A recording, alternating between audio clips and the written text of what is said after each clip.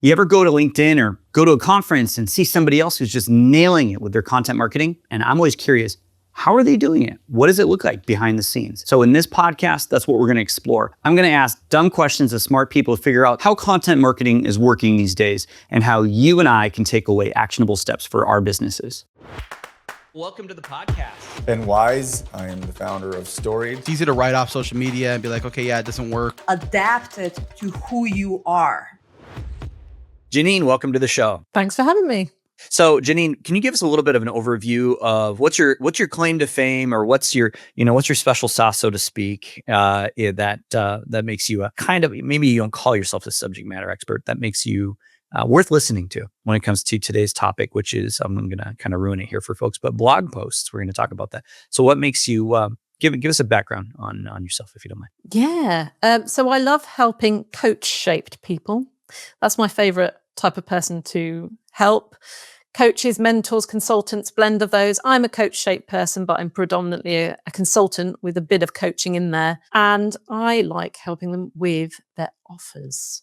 So the messaging, the positioning around their offer, how much they're charging for their main services. Is it clear? Is it calling to the right people? I find time and time again with coaches, especially, if the offer isn't clear, nothing else works. They can bash their head against social media. They can try and churn out content. They can try and learn sales techniques and all that jazz. But if the offer isn't clear, if they're not clear on it, it just won't come across in anything that they're creating or putting on their website or putting out into the universe. So that's what I love helping with. That's my special sauce. So we connected, actually, if I remember correctly, on LinkedIn, because you had that wording in your headline, coach-shaped people. And I think I remember saying something like, I help coach-shaped people, but never thought about it that way. I really like that wording, because it is true. We all, if you're in business long enough, you can recognize that there are folks that don't quite call themselves coaches, but they are coach-shaped. Even in my business, you could argue. Yeah. And so I love working with leadership coaches. I tend to work with quite a few leadership coaches. And they are purist coaches, but they also do consulting. And we end up talking about some of the more blended offerings or the consulting offerings they sell into corporate. And they're a coach, but they're selling consultancy, or they're selling leadership training programs, or that kind of thing. So I love all that. Well, today we're going to be talking about a specific type of content, and I want to dive into it with you. And it's one I'm not terribly familiar with. I know the basics. I know enough to be dangerous, but I don't know I've never done a test on any of it. I've never measured it. And today we're going to be talking about blog posts and why they're still effective. And this is, as a time recording, mid-April 2025. And I know there's probably quite a few folks that might think skeptically about blog posts. And so I want to hear about what's made that an effective content strategy for you or for your clients. I want to hear kind of the Janine take on this. Yeah, it's funny because I have done video in the past and I loved it, which is rare, I think, for people to really take to video. But for one reason and another, I parked that for a while and I just really got into blogging, not frequent, but regular. So last year was the first year that I managed to keep consistent with any type of content, and blogging was my thing. And I could feel just one really, really well thought through, stuffed with examples and personality and my tone of voice, and really, really helpful, just one per month. I could start feeling the traction going, and people would mention them on sales calls. People would mention them when I was networking. Clients who ended up working with me, it sounded like they'd read my whole website. I could really feel the needle moving because of those blogs. And I love it. You've got to love it. When I write, and I'm a video guy by nature, as you know, and as our listeners may know, but I love to write. There's this saying out there, I forget who it's attributed to. It's not mine, but it's writing is thinking is the saying. Let's talk about this other angle you mentioned. You're doing video and then you got into blog writing. Do you know why the shift happened, and what kind of video, by the way? Was it long form on YouTube? Was it something else? It was short form, and it was weird. It was sort of crazy sketch style comedy. And when it first came out on LinkedIn, there was nothing really like it. and it really got major cut through, and I was really, really enjoying it. And I had the time, like it was early on in my business. I didn't have tons and tons of work on. So I had the time to enjoy it, and it really helped. Unfortunately, what I hadn't cracked at the time was the positioning of what I was doing, which is one of the reasons why I help people with that now, because I can feel the power of it. I was getting leads, but they were like, I want to work with you, but I don't know what you do, which is weird. Because then you're scrabbling around going, oh, I'll just put together something that they want.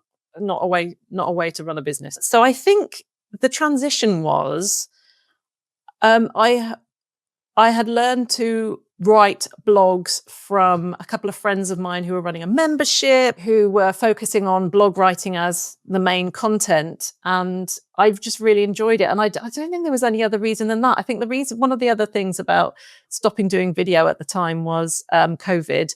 And I was all of a sudden time poor, homeschooling, headspace disappeared. And it just felt like blogging was easier, which is crazy because it takes me ages to write a good blog post, and all of my blog posts are good, naturally. Yes, of course. But it takes me ages, and it doesn't take me long to do video. So why? I don't know. I think it was a hiding thing. I think it was I can stay safe and write a little blog in my office for ages. That's a really good insight, and I can see that.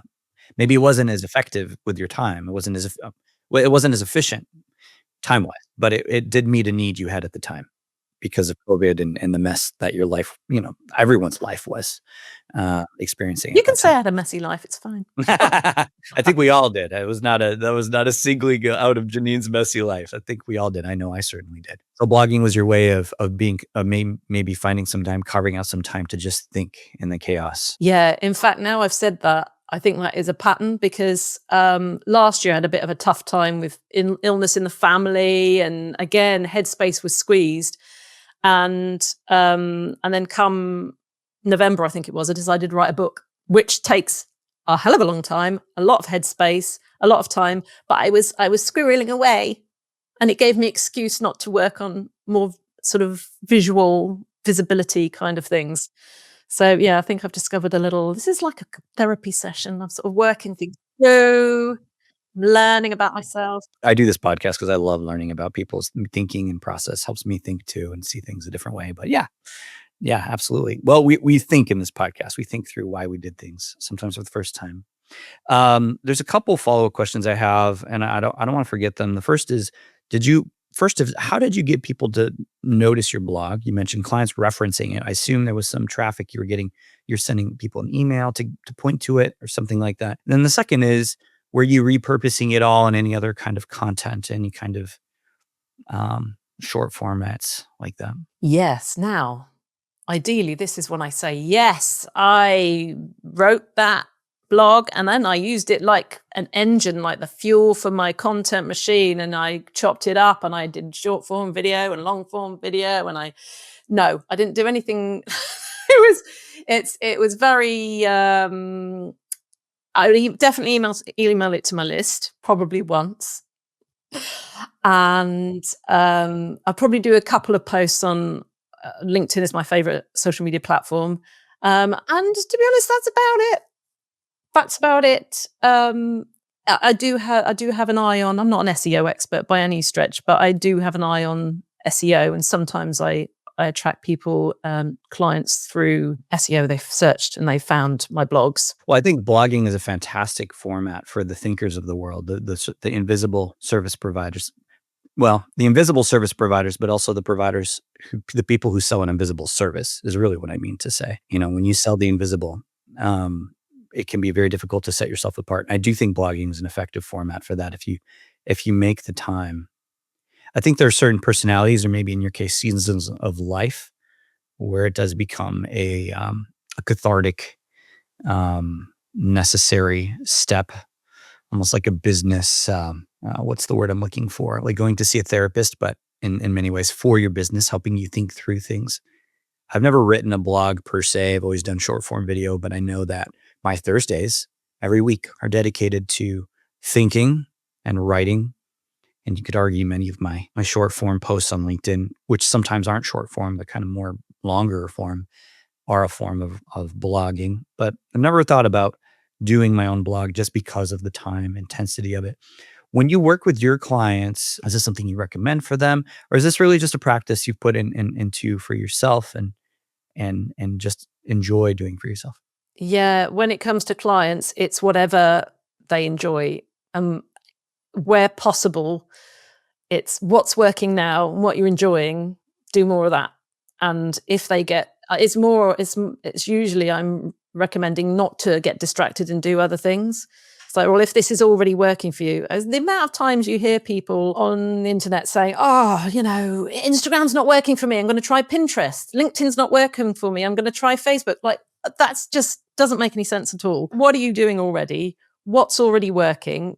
If nothing is working, then just look for the breadcrumbs of what you could enjoy or what does play to your strengths, or that's always what I do. So sometimes I have clients who enjoy blogging and they're already doing, and it's working to an extent, and I give them advice to double down on it. So it's rare that I tend not to work with newbies, so it's rare I get a client who doesn't do anything to begin with, and then I say, try blogging.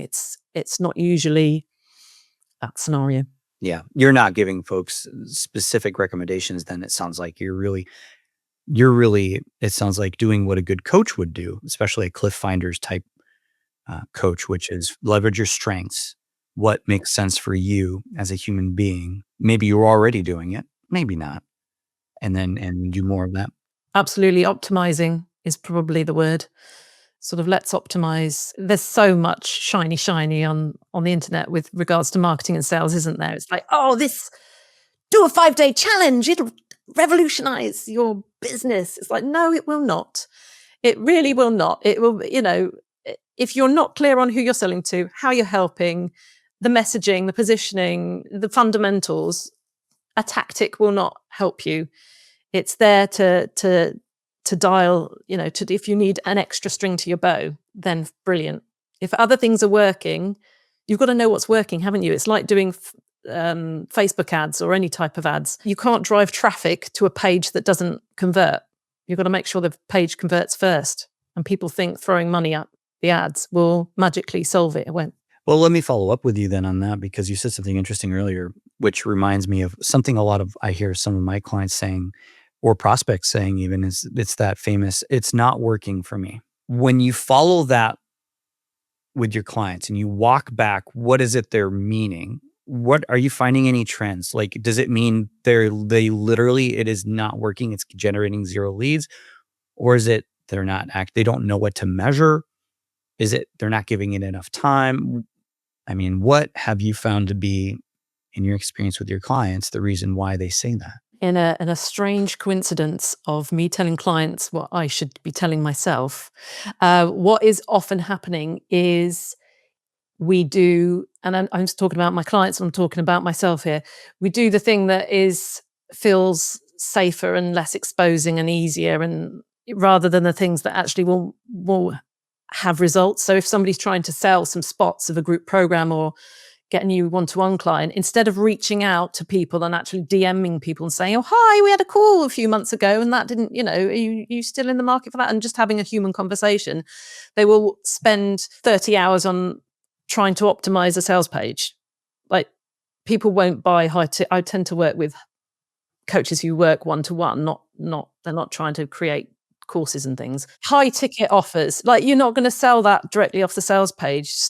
Put down the sales page, put down the complicated funnels, and have conversations with people. If you are missing the mark with the messaging, you need to speak to people. And I feel this. It's like, oh God, I haven't done any market research. I haven't spoken to some people for a year, 2 years. Like, my website copy might be completely out of date, and I feel this sinking feeling. It's like, oh my goodness, I have to go and ask people and a favor and get in their diary, why would they want to speak to me, and all these same things come up as my clients tell me. But you do it, people do spare the time, generally speaking. The people are very lovely and helpful, and they do want to have a moan about what they're struggling with, and so enjoyable. Like every single one of my clients who moans about not wanting to do it, they do it. They enjoy it so much because they're coaches and they want to speak to people and they like speaking to people and they're talented questioners. Yeah. If you are a coach, it means this is a firmly held belief I have. The best coaches are also the most avid learners, the most curious people. And so leverage your curious skills, and you're going to find that it's actually quite enjoyable. The challenge, of course, is getting started, which is what I'm hearing you say. Yeah. So, which is why I'm there, because I coach them through the whole process. Like I'm thinking of doing a course that walks people through the whole process. But without me there, it's hard to do it on your own because I'm there sort of suggesting and supporting with the mindset and what questions to ask and all that good stuff. So it's hard to do this stuff on your own. Let's wrap this up here. And I want to do that by kind of summarizing and then getting confirmation from you. Blog writing has been a cathartic experience for you, but also it's generated real business results in the sense that folks have mentioned it to you. Paying clients have mentioned it to you. Is that how you measure success with your content? Yes. I'm very low tech. I am ashamed often to say that I'm a marketer and I'm not all over the data. Like I don't trawl the data. I don't know what's going on in my Google Analytics, which is, I know, a faux pas for a marketer, a trained marketer. Marketing is such a big world. I don't think there's any shame in not. I love ad data, but I hate looking for it. So if you give me the data, I will see the trends. But marketing is such a big world. It's like saying I'm a coach, but I don't do XYZ, skill very well. No shame in that, Janine. You're not alone. Is what I'm trying to say. You have other skills in marketing that other marketers don't have. Correct. And I've got friends who can do the data, so it's fine. Don't do what you don't enjoy. Find someone else who's better at it. Man, we had a whole Clifton Strengths conversation today, didn't we? Basically masked as a marketing conversation. All right.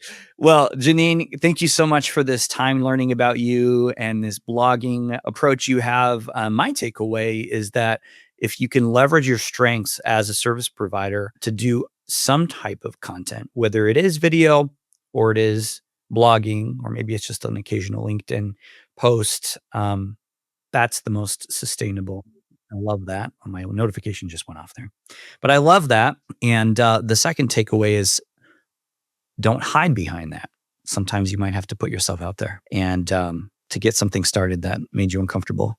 But like you gave the great example of go talk with more customers.